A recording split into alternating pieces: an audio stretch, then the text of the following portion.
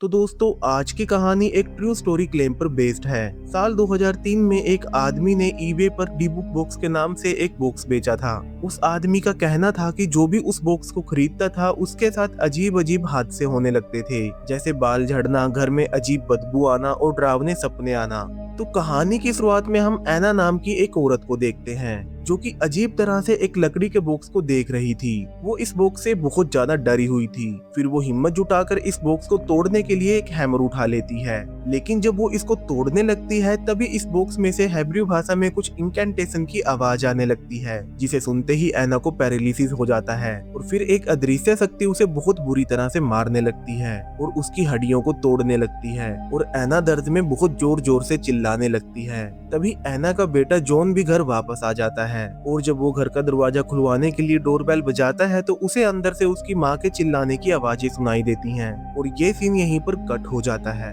अब अगले सीन में हम क्लाइड नाम के एक आदमी को देखते हैं जो कि एक कॉलेज में बास्केटबॉल कोच होता है और कॉलेज के बाद वो अपनी बेटी एमिली और हैना को लेने के लिए अपनी एक्स वाइफ स्टेफनी के घर पर जाता है, जहां पर हमें पता चलता है कि क्लाइड और स्टेफनी एक साल से अलग रह रहे हैं और हाल ही में उनका डिवोर्स भी हो चुका है और उनकी बेटियां पूरा वीक स्टेफनी के साथ रहती हैं और वीकेंड पर क्लाइड के साथ। और यहाँ पर हमें ये भी पता चलता है कि क्लाइड की छोटी बेटी एमिली तो उससे बहुत प्यार करती है, लेकिन बड़ी बेटी है ना उससे काफी नाराज रहती है क्योंकि वो अपने पेरेंट्स के डिवोर्स की वजह क्लाइड को ही मानती थी। असल में क्लाइड अपने काम में बहुत बिजी रहता था, जिसकी वजह से वो अपने परिवार को ज्यादा टाइम नहीं दे पाता था और इसी वजह से स्टेफनी और क्लाइड के बीच में दूरियां बढ़ गई और बाद में उनका डिवोर्स हो गया। खैर जब क्लाइड एमिली और हैना को लेकर यहाँ से निकलने लगता है तभी उसकी मुलाकात स्टेफनी के नए बॉयफ्रेंड ब्रैड से होती है और यहाँ पर हम समझ पाते हैं कि क्लाइड के दिल में अभी भी स्टेफनी के लिए फीलिंग्स हैं और उसे उसका ब्रैड के साथ रहना अच्छा नहीं लगता। इसके बाद क्लाइड अपनी बेटियों को लेकर अपने नए घर में आ जाता है। ये घर क्लाइड ने अभी कुछ दिन पहले ही खरीदा था, जो कि एक ऐसे सुनसान एरिया में था जहाँ पर बहुत कम लोग ही रहते थे। खैर इसके बाद एमिली और हैना अपने अपने कमरे में सोने चली जाती हैं और अगली सुबह जब ये तीनों कहीं पर जा रहे थे तो एमिली किसी को अपने घर का पुराना सामान बेचते हुए देखती है, जिसे देखकर वो क्लाइड से कहती है कि आपको भी अपनी किचन के लिए कुछ बर्तन खरीद लेने चाहिए और क्लाइड भी उसकी बात मानकर कुछ सामान खरीदने के लिए वहाँ पर रुक जाता है। और यहाँ पर हम देखते हैं कि जो आदमी घर का पुराना सामान बेच रहा था वो कोई और नहीं बल्कि ऐना का बेटा जॉन था और उसने अपने सामान के साथ उस बॉक्स को भी बेचने पर लगाया हुआ था, जिसे कहानी की शुरुआत में ऐना तोड़ने की कोशिश कर रही थी। और एमिली इस बॉक्स को देखकर देखती रह जाती है। ऐसा लग रहा था कि जैसे ये बॉक्स उसे अपनी तरफ खींच रहा था और फिर एमिली अपने पिता से इस बॉक्स को खरीदने की जिद करने लगती है। अब क्योंकि एमिली और हैना सिर्फ 2 दिनों के लिए ही क्लाइड के साथ रहती थी, इसलिए वो भी उन्हें खुश रखने के लिए उनकी हर बात मानता था, जिसके चलते वो एमिली के लिए उस बॉक्स को खरीद लेता है। और जब एमिली उस बॉक्स को उठाकर जाने लगती है तो ऐना उसे विंडो में से उस बॉक्स के साथ देख लेती है, जिसे देखकर वो डर के मारे चिल्लाने लगती है और एमिली को इस बॉक्स से दूर रहने का इशारा करती है।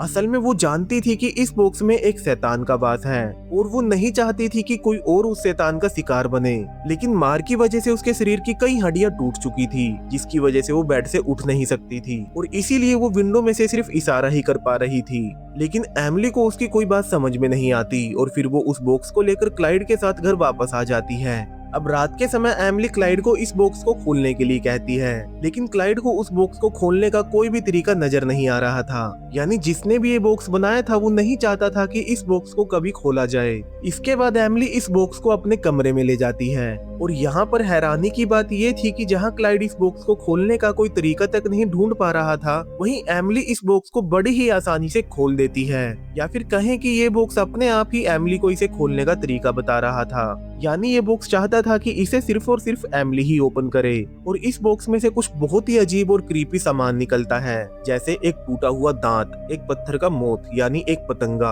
और एक अंगूठी, जिसे एमिली अपनी उंगली में डाल लेती है। और हैरानी की बात ये थी कि अंगूठी देखने में बहुत बड़ी लग रही थी, लेकिन जब एमिली उसे अपनी उंगली में डालती है तो उसे ये पूरी तरह से फिट आती है। इसके बाद एमिली इस बॉक्स से पूरी तरह से ऑब्सेस हो जाती है और वो इसे हक करके ही सो जाती है। अब अगली सुबह एमिली की नींद हैना के चीखने की आवाज सुनकर खुलती है और जब क्लाइड और एमिली भागकर उसके कमरे में देखने जाते हैं तो हैना के बिस्तर में एक पतंगा घुसा हुआ था, जिसे देखकर हैना डरकर चिल्ला रही थी और क्लाइड इस पतंगे को मार देता है। खैर इसके बाद क्लाइड एमिली और हैना को स्टेफनी के घर पर छोड़ देता है और घर के अंदर जाने से पहले एमिली उससे पूछती है कि कुछ दिनों के बाद हैना की स्कूल में डांस परफॉर्मेंस है, तो क्या आप भी वहाँ पर आओगे? और क्लाइड कहता है कि हाँ मैं जरूर आऊंगा, जिस पर हैना कहती है कि वहाँ पर मोम और उनका बॉयफ्रेंड ब्रैट भी होगा, अगर आप कंफर्टेबल नहीं हो तो आप मत आना। लेकिन ये हैना की स्टेज पर पहली डांस परफॉर्मेंस होने वाली थी, इसलिए क्लाइड इसे मिस नहीं करना चाहता था और वो कहता है कि मुझे फर्क नहीं पड़ता कि वहाँ पर कौन कौन होगा, मैं तुम्हारे लिए वहाँ पर जरूर आऊंगा। जिसे सुनकर हैना को बहुत खुशी होती है और फिर एमिली और हैना घर में चले जाते हैं और तभी स्टेफनी क्लाइड के पास आती है और उससे कहती है कि तुम्हारा कुछ सामान अभी भी इस घर में रखा हुआ है और मैंने उसे एक बॉक्स में पैक कर दिया है, अगर तुम चाहो तो उसे ले जा सकते हो। और क्लाइड अपना सामान लेने के लिए घर के अंदर चला जाता है, जहाँ पर वो देखता है कि उसकी वाइफ और बेटियां ब्रैड के साथ बहुत अच्छे से घुल मिल चुकी थी, यानी क्लाइड की पूरी फैमिली अब ब्रैड की फैमिली बन चुकी थी, जिसे देखकर क्लाइड को बहुत बुरा लगता है और वो चुपचाप अपना सामान उठाकर यहाँ से चला जाता है। खैर अब अगले वीकेंड पर क्लाइड फिर से एमिली और हैना को अपने घर ले जाता है, लेकिन जब ये तीनों घर में घुसते हैं तो घर में काफी सामान बिखरा पड़ा था और उन्हें किचन में से सामान गिरने की आवाजें आ रही थी, जिसे देखकर एमिली और हैना बुरी तरह से डर जाते हैं। लेकिन जब क्लाइड किचन में जाकर देखता है तो वहाँ पर एक रैकून था जो कि क्लाइड को देखकर भाग जाता है। अब रात के समय एमिली जब अपने कमरे में सो रही थी तभी कोई क्रीपी और डरावनी आवाज में उसका नाम पुकारने लगता है, जिसे सुनकर एमिली की नींद खुल जाती है और हम देखते हैं कि उस बॉक्स का दरवाजा अपने आप खुल रहा था। अब अगली सुबह क्लाइड एमिली को ब्रेकफास्ट के लिए आवाज लगाता है, लेकिन एमिली के कमरे से कोई जवाब नहीं आता, जिसे देखकर क्लाइड को बहुत अजीब लगता है और वो देखने के लिए एमिली के कमरे में चला जाता है, जहाँ पर वो देखता है कि एमिली उस बॉक्स के ठीक सामने बैठकर उसमें लगे मिरर में खुद को देख रही थी और क्लाइड फिर से उसे खाने के लिए बुलाता है, लेकिन यहाँ पर एमिली ऐसे बैठी हुई थी जैसे वो वहाँ पर हो ही ना।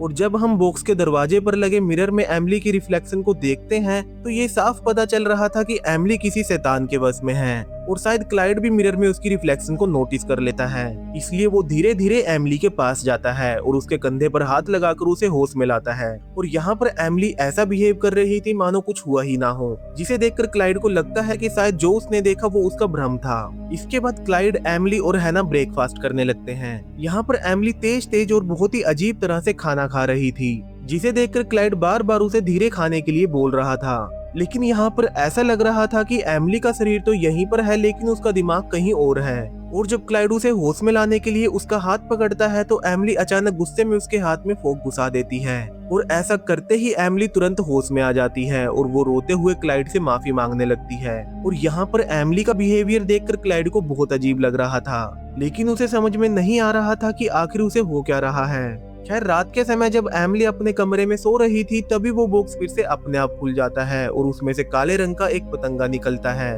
वहीं दूसरी तरफ हम हैना को देखते हैं जो कि बाथरूम में ब्रश वगैरह कर रही थी और जब वो ब्रश रखने के लिए कैबिनेट खोलती है तो वहाँ का नजारा देखकर उसके होश उड़ जाते हैं, क्योंकि वो कैबिनेट पूरी तरह से पतंगों से भरी हुई थी, जिसे देखकर वो डर के मारे चिल्लाने लगती है, जिसे सुनकर क्लाइड भागकर बाथरूम में आ जाता है और बाथरूम का नजारा देखकर उसके भी होश उड़ जाते हैं। और तभी हैना और क्लाइड का ध्यान एमिली के कमरे के दरवाजे पर पड़ता है और उन्हें पता चलता है कि ये सारे पतंगे उसके कमरे में से ही आ रहे थे। और जब क्लाइड उसके कमरे का दरवाजा खोलता है तो उसका पूरा कमरा पतंगों से भरा हुआ था और क्लाइड उसे उठाकर कमरे से बाहर ले आता है और फिर वो यहाँ पर पेस्ट कंट्रोल वालों को बुला लेता है। अब इसके बाद क्लाइड जब एमिली और हैना को स्टेफनी के पास छोड़ने जाता है तो वो उससे कहता है कि एमिली पिछले कुछ दिनों से बहुत अजीब सा बिहेव कर रही है, जिस पर स्टेफनी कहती है कि शायद हम दोनों का अलग होना उसके दिमाग पर बुरा असर डाल रहा है और क्लाइड को भी उसकी बात ठीक लगती है और वो स्टेफनी को एमिली का ध्यान रखने के लिए बोलकर वहाँ से चला जाता है। अब अगले दिन बास्केटबॉल की कोचिंग देते देते क्लाइड भूल जाता है कि आज हैना का डांस परफॉर्मेंस है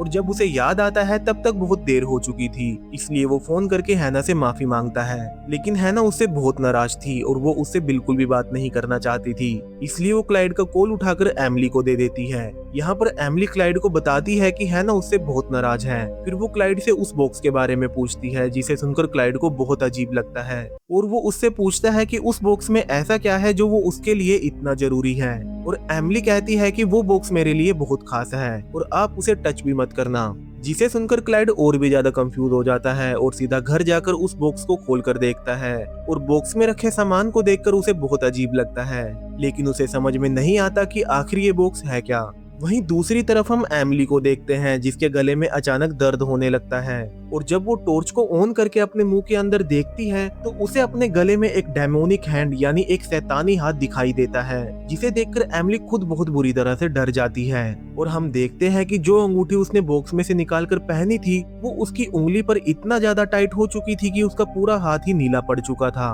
अब एमिली इस बॉक्स से इतना ज्यादा ऑब्सेस हो चुकी थी कि वो इसे अपने साथ स्कूल में भी ले जाने लगी थी। और एक दिन एक लड़का एमिली को परेशान करने के लिए उसके बॉक्स को उठा लेता है, जिसे देखकर एमिली बहुत ज्यादा अग्रेसिव और वॉयलेंट हो जाती है और उस लड़के की पिटाई कर देती है और उसकी टीचर मिस सैंडी बहुत मुश्किल से उसे संभालती है। इसके बाद क्लाइड और स्टेफनी को स्कूल में बुलाया जाता है और वो दोनों प्रिंसिपल से कहते हैं कि हम दोनों का हाल ही में डिवोर्स हुआ है। शायद इसी बात से परेशान होकर एमिली का बर्ताव इतना ज्यादा बदल रहा है, जिस पर मिस सैंडी कहती है कि एमिली आम बच्चों के जैसे बिहेव नहीं कर रही थी, जरूर उसके साथ कोई बड़ी प्रॉब्लम है। अब रात के समय मिस सैंडी जब क्लासरूम में नोट्स बना रही थी तभी उसका ध्यान एमिली के बॉक्स पर पड़ता है, जिसे आज एमिली जानबूझकर स्कूल में छोड़ गई थी। और मिस सैंडी को पूरा यकीन था कि एमिली के साथ जो कुछ भी हो रहा है उसके पीछे ये बॉक्स है और फिर वो इस बॉक्स को खोलने की कोशिश करने लगती है। लेकिन तभी सभी विंडो और दरवाजे बंद होने के बावजूद भी वहां पर तेज हवा चलने लगती है, जिसे देखकर सैंडी डर जाती है और तभी उसकी आंखों से खून बहने लगता है और फिर एक अदृश्य ताकत उस पर हमला करके उसे खत्म कर देती है।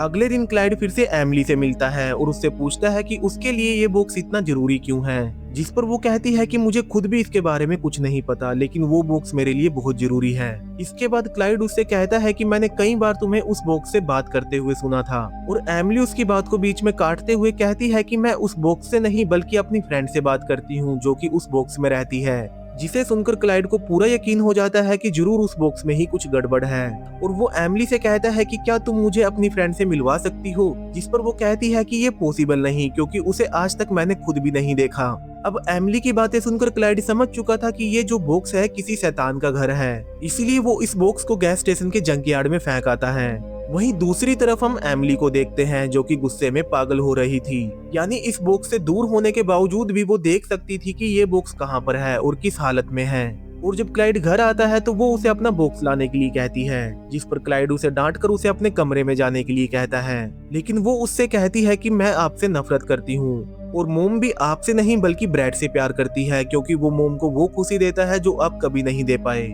जिसे सुनकर क्लाइड को बहुत गुस्सा आता है और वो उसे डांटने लगता है और तभी एक अदृश्य ताकत एमिली के फेस पर बहुत जोर से थप्पड़ मारती है और एमिली रोते हुए चिल्लाने लगती है, जिसे सुनकर हैना भी वहां पर आ जाती है और ये सब देखकर उसे लगता है कि क्लाइड ने एमिली को थप्पड़ मारा है और क्लाइड उसे समझाने की कोशिश करता है कि मैंने एमिली को हाथ तक नहीं लगाया और इसी दौरान एमिली घर से निकलकर भाग जाती है और क्लाइड भी उसे ढूंढने के लिए उसके पीछे भागता है और एमिली भागते हुए उस जगह पर पहुंच जाती है जहां पर क्लाइड ने उस बॉक्स को फेंका था और वो उस बॉक्स को उठा लेती है। तभी उस बॉक्स में से कोई उससे हेब्रू भाषा में बात करने लगता है और हैरानी की बात ये थी कि एमिली इस भाषा को समझ पा रही थी और फिर इस बॉक्स में से बहुत पतंगे निकलते हैं और एमिली के मुंह के रास्ते उसके शरीर में घुस जाते हैं, यानी इस बॉक्स में जो भी डीमन था वो अब एमिली को पूरी तरह से अपने कंट्रोल में ले चुका था। तभी क्लाइड भी उसका पीछा करते हुए यहाँ पर पहुंच जाता है और दूसरी तरफ हैना ने अपनी माँ को फोन करके सारा इंसिडेंट बता दिया था, जिसकी वजह से स्टेफनी पुलिस लेकर वहां पर पहुंच जाती है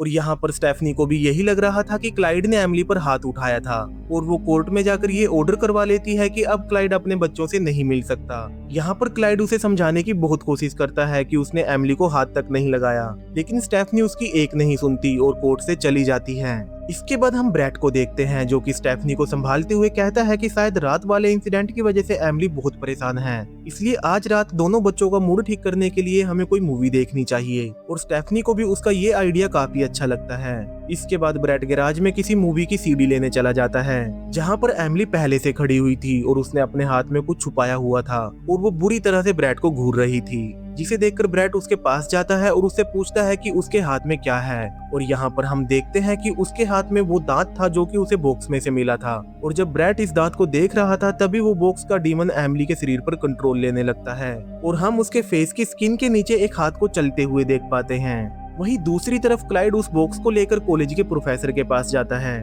और प्रोफेसर इस बॉक्स को देखकर बताता है कि ये कोई आम बॉक्स नहीं बल्कि एक डी बुक बॉक्स है वो बताता है कि यहूदी धर्म की पुरानी कहानियों और किस्सों के अकॉर्डिंग जब कोई इंसान मरने के बाद भी किसी पाप, अधूरी इच्छा या किसी सजा की वजह से इस दुनिया से आजाद नहीं हो पाता तो उसकी आत्मा धीरे धीरे एक शैतानी रूह में बदल जाती है। और जिस बॉक्स में इस डी-बुक को कैद करके रखा जाता है उसे डी-बुक बॉक्स कहा जाता है। और माना जाता है कि इस बॉक्स को कभी नहीं खोलना चाहिए, क्योंकि अगर कोई गलती से भी इस बॉक्स को खोल दे तो ये शैतानी रूह खुद को उस इंसान से जोड़ लेती है और धीरे धीरे उसकी लाइफ एनर्जी पर फीड करने लगती है। इसके बाद क्लाइड इंटरनेट पर डी-बुक के बारे में रिसर्च करने लगता है और वो इंटरनेट पर ही डी-बुक के एक्सोर्सिज्म के बारे में देखता है और फिर यहूदी धर्म की सबसे पवित्र किताब तोरा को लेकर स्टेफनी के घर पर चला जाता है। और जब स्टेफनी घर से बाहर जाती है तो वो मौका देखकर एमिली के पास आ जाता है और उसके पास बैठकर तोरा के स्क्रिप्चर पढ़ने लगता है, जिसकी वजह से एमिली की आंखों से आंसू बहने लगते हैं। और तभी वहाँ पर तेज हवा चलने लगती है और क्लाइड के हाथ से वो किताब छूटकर दूर जा गिरती है। तभी यहाँ पर स्टेफनी वापस आ जाती है और क्लाइड पर चिल्लाते हुए उसे यहाँ से भगा देती है। अब यहाँ पर क्लाइड समझ चुका था कि सच में एमिली पर किसी शैतानी ताकत का साया है, इसलिए वो इंटरनेट से जैडक नाम के एक यहूदी धर्म गुरु, जिसे रब्बी कहा जाता है, उसका एड्रेस निकालकर उससे मिलने चला जाता है। और जैडक क्लाइड को अपने पिता के पास ले जाता है और इस बॉक्स को देखते ही यहाँ पर मौजूद सभी लोग बुरी तरह से डर जाते हैं। और फिर क्लाइड से कहते हैं कि इस डी-बुक से बचने का एक ही रास्ता है कि तुम्हें इस डी-बुक को उसके असली नाम से दोबारा डी-बुक बॉक्स में जाने की कमांड देनी होगी। जिस पर क्लाइड कहता है कि मुझे कैसे पता होगा कि इस डी-बुक का असली नाम क्या है। जिस पर ये लोग कहते हैं कि फिर तो तुम अपनी बेटी को भगवान के भरोसे ही छोड़ दो, अगर उसे ठीक होना होगा तो भगवान अपने आप ठीक कर देगा। जिसे सुनते ही क्लाइड भड़क जाता है और इन लोगों से कहता है कि अगर मेरी बेटी की जगह तुम्हारा बच्चा होता तो क्या तब भी आप लोग ऐसा ही बोलते। और फिर वो गुस्से में डी-बुक बॉक्स को लेकर वहाँ से निकलने लगता है। तभी उसके पास जैडक आता है और वो क्लाइड से कहता है कि मैं इस डी-बुक से तुम्हारी बेटी को बचाने में तुम्हारी मदद करूंगा। इसके बाद जैडक और क्लाइड यहाँ से निकल जाते हैं और रास्ते में जैडक उससे कहता है कि हर डी-बुक बॉक्स में कहीं ना कहीं उसके डी-बुक का नाम जरूर लिखा होता है, इस बॉक्स पर भी जरूर होगा। और फिर वो इस बॉक्स में डी-बुक का नाम ढूंढने लगता है और जब वो बॉक्स पर लगे शीशे को तोड़ता है तो उसके पीछे उसे डी-बुक का असली नाम मिल जाता है, जो होता है एबिजू, यानी बच्चों का दुश्मन। जूइश मैथोलॉजी में एबिजू एक फीमेल डीमन होती है जो कि सिर्फ प्रेग्नेंट औरतों और बच्चों को ही टारगेट करती है, क्योंकि वो खुद कभी मां नहीं बन सकी। खैर, दूसरी तरफ हम स्टेफनी को देखते हैं जिसे अपने घर में अजीब अजीब चिल्लाने की आवाजें आ रही थी। जब वो उन आवाजों का पीछा करते हुए किचन में जाती है तो वहाँ पर एमिली फ्रिज से निकालकर कच्चा मांस खा रही थी और इस दौरान वो अजीब तरह से चिल्लाते हुए रो रही थी, जो कि सुनने में बहुत डरावना था। और जब स्टेफनी उसे संभालने के लिए उसके पास जाने लगती है तो एमिली शैतानी आवाज में उसे दूर रहने के लिए कहती है और फिर वो स्टेफनी को उसके पास आने से रोकने के लिए किचन में रखे सभी कांच के गिलास को उसके सामने फेंक देती है, जिनके टूटने की वजह से किचन में चारों तरफ कांच बिखर जाता है। और तभी अचानक से एमिली होश में आ जाती है और स्टेफनी के गले लगकर रोने लगती है। इसके बाद स्टेफनी इसके बारे में ब्रैड को बताती है। वो कहता है कि लगता है कि क्लाइड के बिहेवियर की वजह से एमिली के दिमाग में बहुत बुरा असर पड़ा है, हमें उसे जल्दी से जल्दी किसी डॉक्टर को दिखाना चाहिए।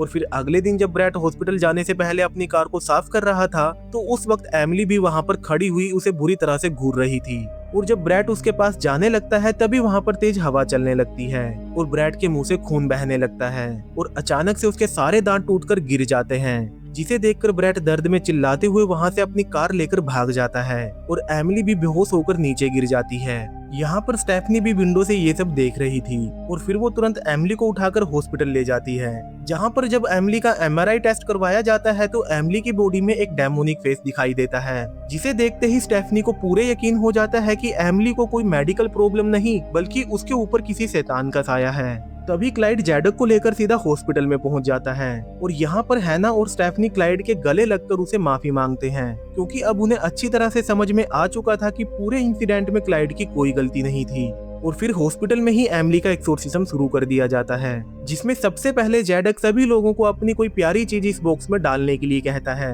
और फिर क्लाइड और स्टेफनी मिलकर एमिली को पकड़ लेते हैं और जैडक जोर जोर से इनकैंटेशन करने लगता है, जिसकी वजह से एमिली के अंदर डी-बुक दर्द से चिल्लाने लगता है। लेकिन तभी वो क्लाइड और स्टेफनी के हाथ से छूटकर जैडक पर हमला कर देता है और फिर एमिली यहाँ से भागकर हॉस्पिटल के मुर्दाघर में चली जाती है और उसका पीछा करते हुए क्लाइड भी वहाँ पहुँच जाता है और वो डी-बुक से कहता है कि अगर तुम्हें किसी का शरीर चाहिए तो मेरा शरीर ले लो, बस मेरी बेटी को छोड़ दो। और तभी एमिली उस पर हमला कर देती है थोड़ी देर बाद जैडक भी उनका पीछा करते हुए वहां पर पहुंच जाता है और वो देखता है कि एमिली क्लाइड के गले लगकर रो रही थी और तभी उसकी उंगली से वो अंगूठी अपने आप निकलकर गिर जाती है जो उसे डी बुक बॉक्स में से मिली थी, जो कि इस बात को सिंबलाइज करता है कि वो डी बुक अब एमिली के शरीर से निकल चुका है। जिसे देखकर जैडक कहता है कि ऐसा नहीं हो सकता, डीबुक इतनी आसानी से अपने होस्ट को कभी नहीं छोड़ता। और फिर वो जोर जोर से डीबुक का असली नाम यानी एबिजू चिल्लाने लगता है और ऐसा करते ही क्लाइड पोजेस होने लगता है, यानी वो डीबुक एमिली के शरीर से निकलकर क्लाइड की बॉडी में घुस चुका था।